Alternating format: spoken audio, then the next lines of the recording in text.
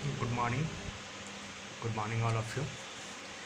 Now we are going to study lecture number 2 of mechanical engineering material. In this, we know that it is the combination of two words, material plus science. The term material science means material is connected with engineering material. Engineering material introduction class कर रहे हैं अपन। इससे पहले एक class कर चुके हैं जिसमें कनेक्टिविटी ऑफ द सब्जेक्ट बताया गया था आपको, and now it's a introduction class. Material means engineering material and science here connected with physical science.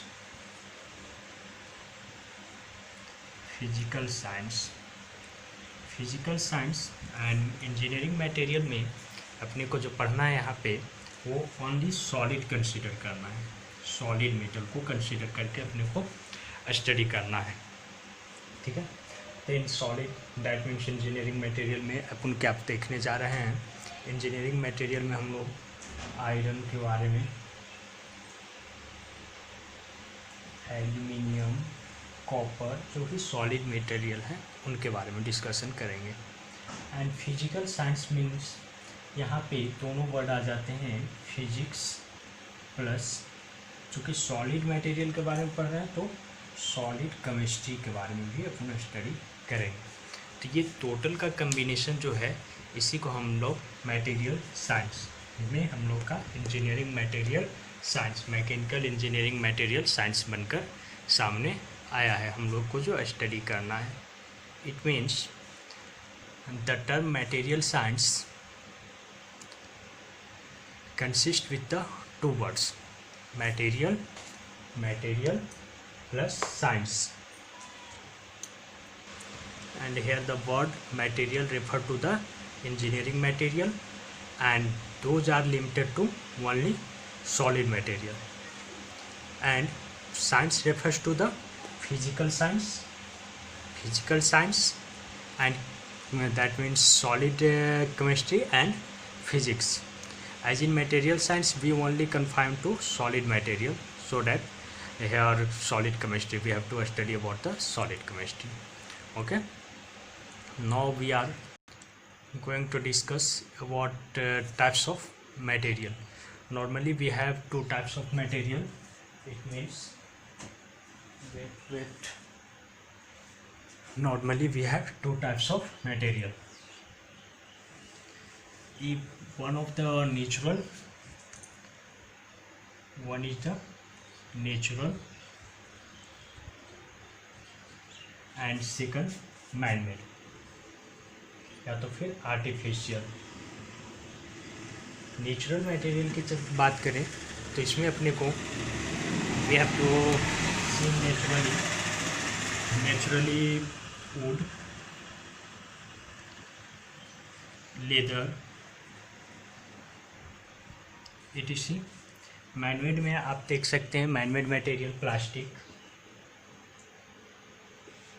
ठीक है. तो इस तरह से टू टाइप्स में अपन डिस्ट्रीब्यूट करते हैं.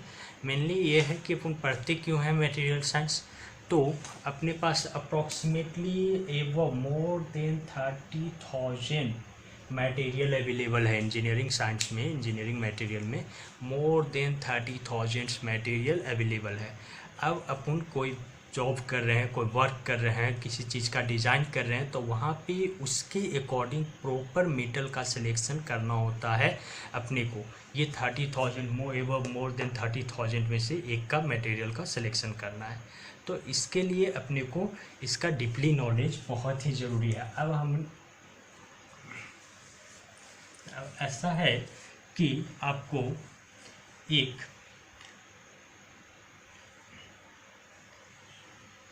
इस तरह का सीट डिज़ाइन करना है. कोई भी 4 व्हीलर के ऊपर का टैरिफ पे छत पे लगाने के लिए एक सीट डिज़ाइन करना है. उसके लिए मटेरियल को चॉइस करना है, कौन सा मेटल आपको चूज करना है, कौन सा मेटल का आप ये लगाओगे.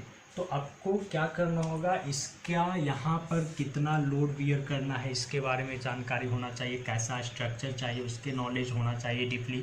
अब ये 30,000 मटेरियल में से आपको अप्रॉक्स इतना बोल रहे हैं, कंफर्म इतना ही नहीं है, लेकिन more than 30,000 material engineering material में पढ़ना होता है। पढ़ना नहीं है इतना, अपन कुछ चूज करके main cast iron, grey cast iron, ये सब कुछ के बारे में डिटेल पढ़ेंगे। तो अब आपको क्या करना है कि यहाँ से एक प्रॉपर ऐसा सूटेबल मटेरियल को चूज करना है जो कि इसके लायक है।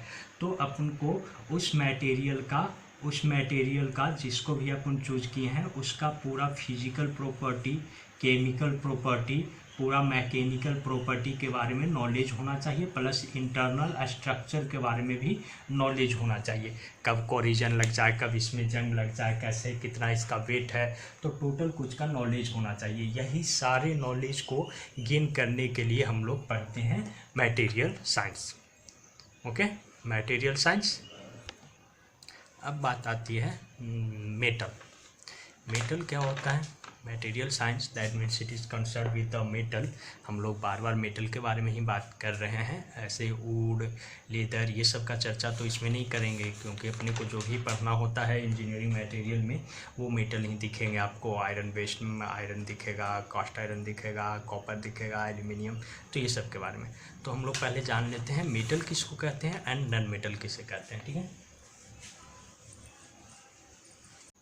materials are distributed into two parts, one is the metal and another one is non-metal। तो ऐसा अपन कर सकते हैं material, metal and non-metal। ठीक है, तो मेटल किससे कहते हैं? हम लोग केमिस्ट्री में बहुत पहले पढ़े हैं कि जो आउटरमोस्ट सेल होता है अपने पास, आउटरमोस्ट सेल, इसमें से जब आउटरमोस्ट सेल से जब 1 इलेक्ट्रॉन का लॉस होता है तो इस पर पॉजिटिव चार्ज आता है और वही मेटल जैसा बिहेव करता है। दैट मीन्स आउटरमोस्ट सेल से 1 इलेक्ट्रॉन का लॉस होना का मतलब है यहाँ पे एक पॉजिटिव चार्ज आना और कैटायन आना, और इसी से हमको मेटल मिलता है। और just opposite non metal, that means outermost shell में 1 एटम को 1 इलेक्ट्रॉन को गेन करने की प्रक्रिया को, वो 1 इलेक्ट्रॉन अगर लॉस कर रहा है तो ये पॉजिटिव, और 1 इलेक्ट्रॉन अगर गेन कर रहा है तो नेगेटिव चार्ज, दैट मीन्स यहाँ पे नॉन मेटल, और metal that means positively charge. Example ले लीजिए, एग्जाम्पल मेटल और नॉन मेटल का, सिल्वर, गोल्ड, दिख रहा है ना नीचे, ये दिख रहा है आपको? एग्जाम्पल मेटल का दिख रहा है यहाँ? Yes, silver, gold, copper,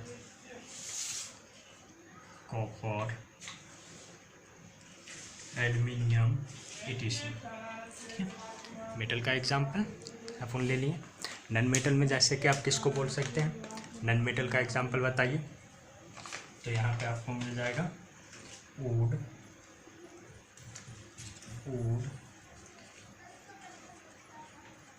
plastic, etc। That means electropositive charge होता है metal and electronegative non metal. इतना आप लोग बेसिक पहले भी पढ़ चुके थे। मेटल में material two types, metal, non metal. तो हम लोग यहाँ पे मेनली मेटल का कंसीडर करेंगे, मेटल के बारे में ही हम लोग देखने जा रहे हैं। ठीक है, एक और होता है मटेरियल मेटलोइड्स, जिसमें अपन देखते हैं मेटलोइड्स की चर्चा करते हैं। तो दैट मीन्स जिसका property metal and non metal के मिड में वर्क करता है, मेटलोइड्स कहलाता है। और इसका एग्जांपल आपको मिल जाता है क्या क्या? तो सेमीकंडक्टर, जिसको कि हम लोग बोलते थे सेमीकंडक्टर, मेटलोइड्स, ओके, जिनका प्रॉपर्टी मिड में है।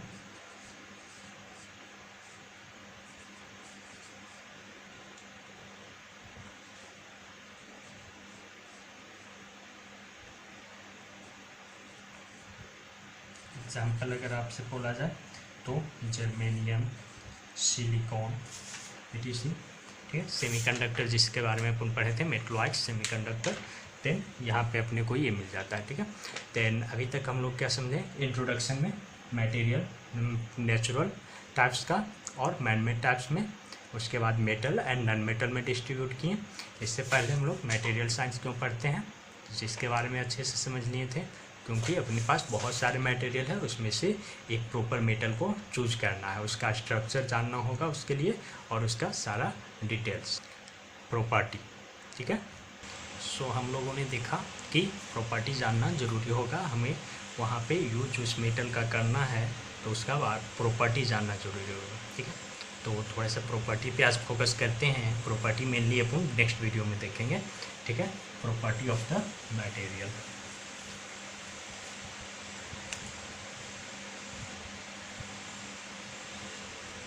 ठीक है। देन इसमें हम लोग क्या करते हैं, प्रॉपर्टी में देखते हैं सबसे फर्स्ट प्रॉपर्टी स्ट्रेंथ, ठीक है। स्ट्रेंथ कहने का क्या मतलब हुआ, स्ट्रेंथ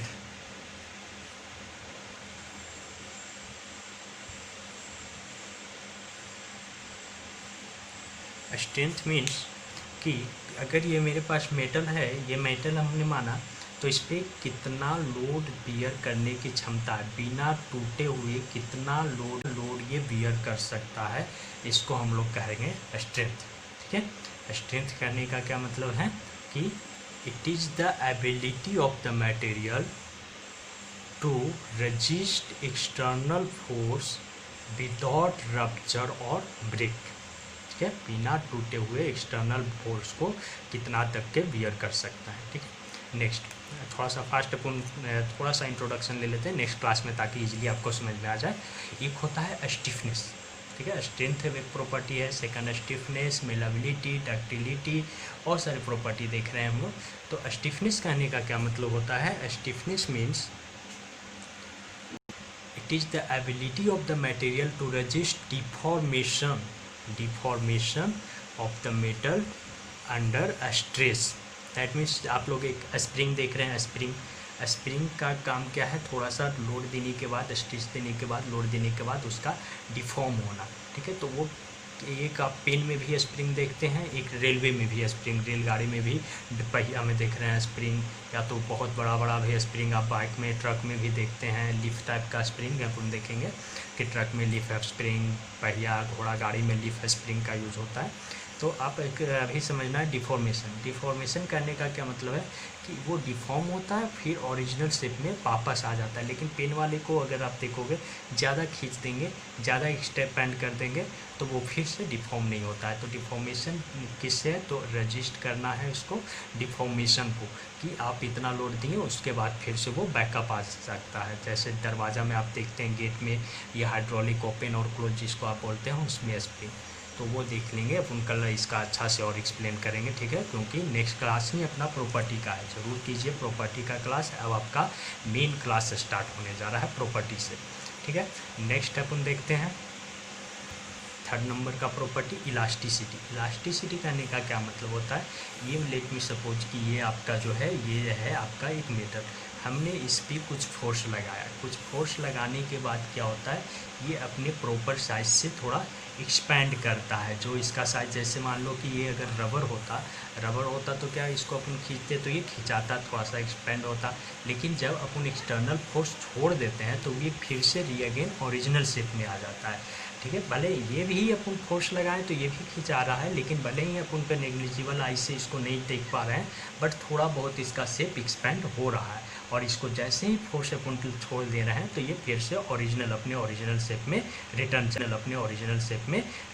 जा रहा है। यही ओरिजिनल शेप में रिटर्न जाने की कैपेबिलिटी को अपन कहते हैं क्या, तो इलास्टिसिटी है। हम लोग को देखने पे तो लगता है कि रबर का हाई है, रबर को क्योंकि एक्सपैंड करते हैं ज़्यादा दूर तक जाता है और फिर से ओरिजिनल शेप में, लेकिन ऐसा नहीं होता है। ये स्टील का सबसे ज़्यादा इलास्टिसिटी हाई होता है। रबर जो है वो लोड और ये इलास्टिसिटी के रिस्पेक्ट में अपन देखेंगे, स्ट्रेस स्ट्रेन में भी आपको सोम में भी बताया जाएगा ये चीज़। तो स्ट्रेस स्ट्रेन डायग्राम जब आप पढ़ लेंगे उस टाइम, तब अपन इस चीज़ को और अच्छे से एक्सप्लेन करेंगे। लेकिन अभी के लिए क्या है कि रबर का नहीं, स्टील के लिए, और कल का प्रॉपर्टी क्लास है, ठीक है। नेक्स्ट प्रॉपर्टी अपन देखते हैं इलास्टिसिटी। प्लास्टिसिटी कहने का क्या मतलब है कि ये जो अभी क्या है स्ट्रेंथ देख लिए, बोर्ड पे समझाना था क्या। प्लास्टिसिटी कहने का क्या मतलब है कि मान लो ये अपने पास एक वर्कपीस है। वर्कपीस कहने का मतलब वर्कपीस डैट मीन्स कोई मेटल का एक पीस है, इस पर अपन दोनों साइड लोड लगाए, ठीक है, दोनों साइड से इसको खींच रहे हैं, इसी को दोनों साइड से ऐसे खींच रहे हैं। तो क्या हो रहा है इलास्टिसिटी स्टेज तक के क्या होगा, मान लो कि यहाँ तक के खींचें और इसके बाद लोड को जब रिमूव किए तो ये ओरिजिनल पोजीशन पे फिर से यहीं आ गया, फिर से यहीं आ गया। तो इसको अपन क्या कहें इलास्टिसिटी। लेकिन अगर अपन इसको ज़्यादा एक्सपेंड किए, ज़्यादा फोर्स लगाएं, ये अपने ये यहाँ तक आ गया, इलास्टिसिटी के बाद तक के ये खींच दिए अपन, तो इसमें थोड़ा सा एक्सपैंडिंग आ जाता है, ये परमानेंट एक्सपैंड हो जाता है। अब अगर आप लोड हटा भी दोगे तब भी ये थोड़ा सा बड़ा दिखेगा। रबर देखते हो ना, बार बार खींचते खींचते क्या होता है वो थोड़ा सा अपने ओरिजिनल साइज से एक्सपैंड कर जाता है, तो उसको अपन प्लास्टिसिटी। लेकिन इस रबर में मत लेके चलो, सिर्फ कोई भी मेटल को जब आप इतना खींच दो, इतना बड़ा कर दो, जैसे वायर कैसे वायर बनाना है, वायर तो डक्टिलिटी में अपन देख लेंगे, तो कैसे इसको भी समझ रहे हैं कि अगर इसको अपन को थोड़ा सा एक्सटेंड करना है तो हम क्या करें, इसको खींच रहे हैं तो ये परमानेंटली एक्सपेंड हो गया, मतलब फिर से वो ओरिजिनल शेप में नहीं जा सकता है। तब हम लोग इसको क्या कहते हैं प्लास्टिसिटी। इलास्टिसिटी समझ गए, प्लास्टिसिटी समझ गए, स्ट्रेंथ समझ गए। नेक्स्ट क्लास में और अपन एक्सपैंड करेंगे प्रॉपर्टी को। नेक्स्ट क्लास से रेगुलर आप लोग क्लास कीजिए, क्योंकि अब आपका जो है मेन सब्जेक्ट स्टार्ट हो चुका है। और कोई भी प्रॉब्लम आ रहा है कमेंट में आप लोग ज़रूर बताएं कि ये प्रॉब्लम है, नेक्स्ट क्लास से उसको अपन सुधार देंगे। Thank you so much.